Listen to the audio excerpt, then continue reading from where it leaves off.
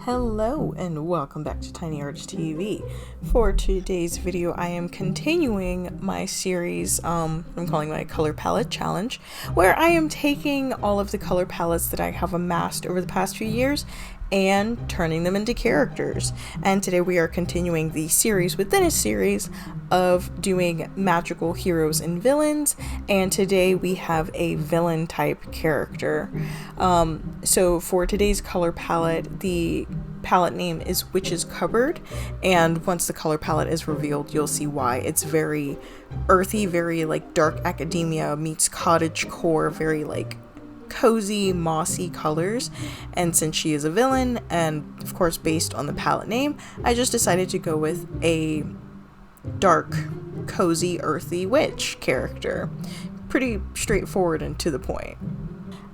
As far as the costume design itself, I'm trying to figure out how to way to make all of the villains cohesive. The heroes are pretty easy to make cohesive because it's very magical girl theme, bows and glitter and skirts everywhere. But for the villains, they have a little bit more individual personality within each of their costumes. But I figured once I started actually color blocking, and then style wise, she kind of ties into the schoolgirl, or I guess the mean girl character that I did a few videos ago.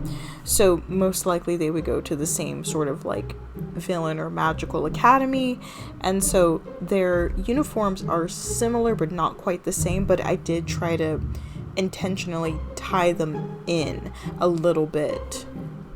Although for the most part, I just kind of took my reference images and mashed them together in what I thought was a pretty presentable amalgamation of what I had going on there. I wanted to do more with the coat, but I messed around with it a little bit later as far as like the detailing and edging and things like that. And then I just kind of settle into simpler is better for this design, because the color palette is very muted and simple, and so I don't think this character needed anything too flashy.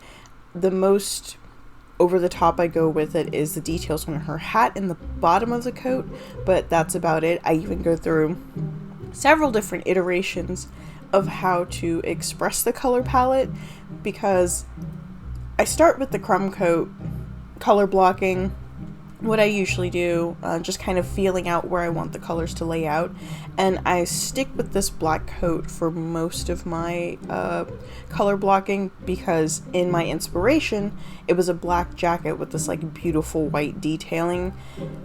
But then I play around with the colors a little bit more, because what I really liked about this color palette was those soft greens, and I felt that the black, even though it's very witchy, very much like academia style, I thought it was a little heavy.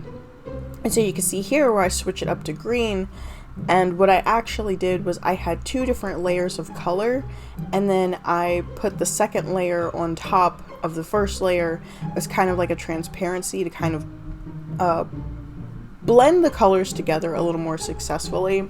And I really like the way that looked, so that's what I went for my final color blocking for this particular design.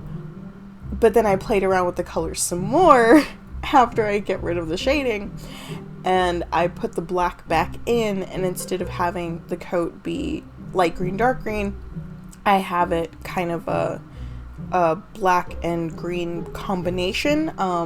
We'll see if it's still in here. I don't remember if I saved it or not. There was actually quite a bit that I did off camera because I wasn't very confident in how I wanted to color this character. So that skip between what I was putting on for the color blocking and where we ended up, there was about an hour and a half of just me messing around with the color layout between those two images there. You can very clearly see in the shading where I have what is supposed to be dappled sunlight, and as you can see here, I'm adding in a more intense version of that to really push that imagery. I don't keep that in. It's just, I do a lot with this character that I don't keep. I'm experimenting with trying to add more pink in because this is a very green heavy design. I was like, oh, but I really like that pink too. And now that I've changed her hair from pink to silver, I've got to add that back in somehow. And this character really was just me grasping at straws to put something together that I was going to be happy with at the end of the day. And I don't know if I am fully happy with it. I like the flats. The flats are great. I mess around with the shading so much. I spent like probably 15-20 minutes just trying to get the shading to not be so pink. On its own, it looks fine.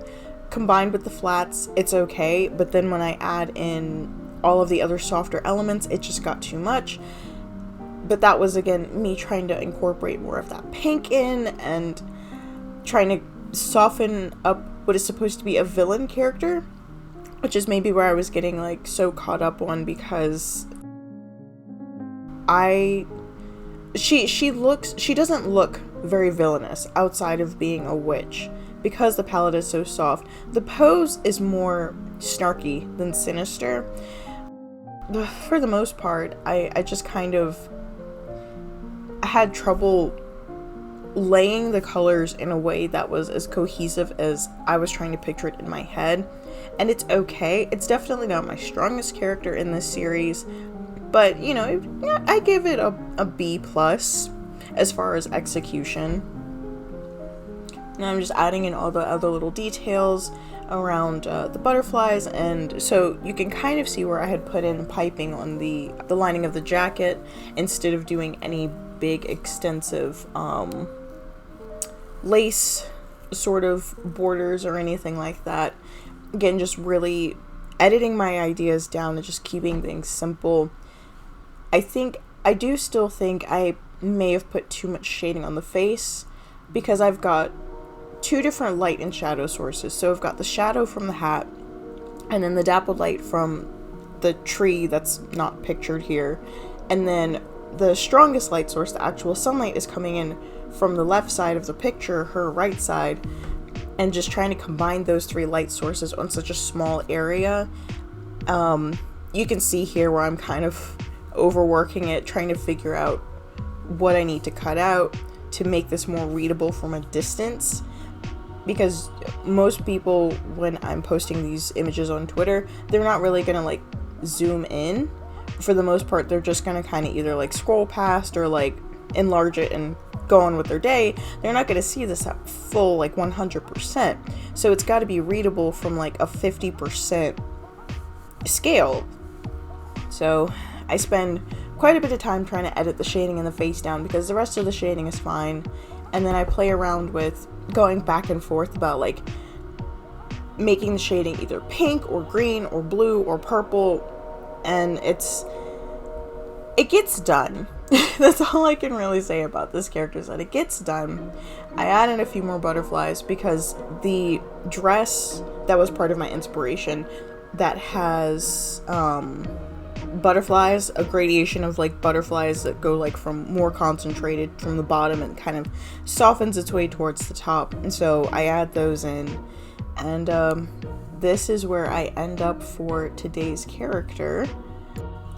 Again, I know this one isn't my best in the repertoire of characters that I've done so far. I think if I was going to change anything, I would just take the shading off, rework the colors. But for now, I have accomplished my goal of creating a character with these color palettes, so we're gonna call it a day. And the next video is also a villain, so maybe I can do a little bit better on that go around. We'll see what happens. But yeah, take it easy, have a weird day, and I'll see you in the next video.